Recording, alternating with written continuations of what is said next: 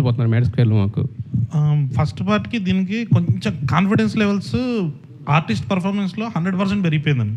So వీళ్ళకి ఇంతకుముందు ఒక భయం ఉండి ఏంటి వస్తారా జనాలు చూస్తారా మనం చేసేది కరెక్టా రాంగ్ అని.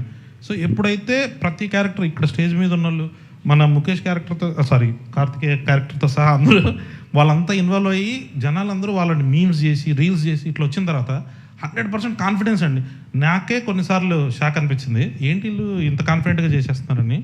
మధ్య మధ్యలో రామ్ కొన్ని ఇంప్రవైజేషన్స్ చేశారు, సక్సెస్ఫుల్గా తీసేసినాయి ఎడిటింగ్లో. మళ్ళీ ఒకళ్ళు దొరికితే ఏం చేయలేదు నేను, హీ డిడ్ ఇట్ వెల్ అందరూ. సంగీత్ సోమన్ గారు ఆయన చెప్పింది నిజమా అబద్ధం మీరు చెప్పాలి, ఇప్పుడు క్లారిఫై చేయాలి. మీరు నితిన్ గారు క్లారిఫై చేయండి. సో ఆయనలో మీరు చూసిన తేడా ఏంటో కూడా డిఫరెన్స్ ఏంటో దానికి దీనికి మీరు చెప్పండి. Okay bye. అంతే లేదండి, ఆయన చెప్పింది కరెక్ట్ అండి. ఆమె ఇప్పుడు అది కరెక్ట్ అని చెప్పొద్దు, మళ్ళీ నా సీన్లు కట్ చేస్తారు ఆయన. ఎందుకండి బై ఎస్ సార్.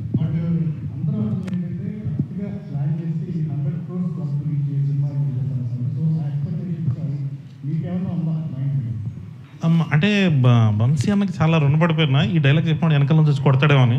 బట్ కొంచెం అన్న తీర్చేయాలండి దీంతో, ఈ సినిమాతో కలెక్షన్స్తో కొట్టాలంతే, వస్తుంది చాలా గట్టిగా. లేదు ఊరికే జోక్ అన్నా ఉంది, పెద్ద స్టోరీ ఉండదండి, ఎంజాయ్మెంట్ ఊరికే అన్నాం. బాగుంటుందండి ఎంటర్టైన్మెంట్. మీరు థియేటర్ నుంచి బయటకు వచ్చేటప్పుడు అలా నవ్వుతూ మీ ఫ్రెండ్స్కి ఫోన్ చేసి అరే మనకంటే ఏదో నా కొడుకులు ఉన్నారా అని చెప్తూ ఓకే మీ ఫ్రెండ్స్ అందరినీ గుర్తు చేసుకుంటారండి డెఫినెట్లీ. సార్ వంశీ గారు, సార్ 28 హరిహర వీరమల్లో ఉంది. సో 29th మనకి కరెక్ట్ డేటే అనుకుంటున్నారా?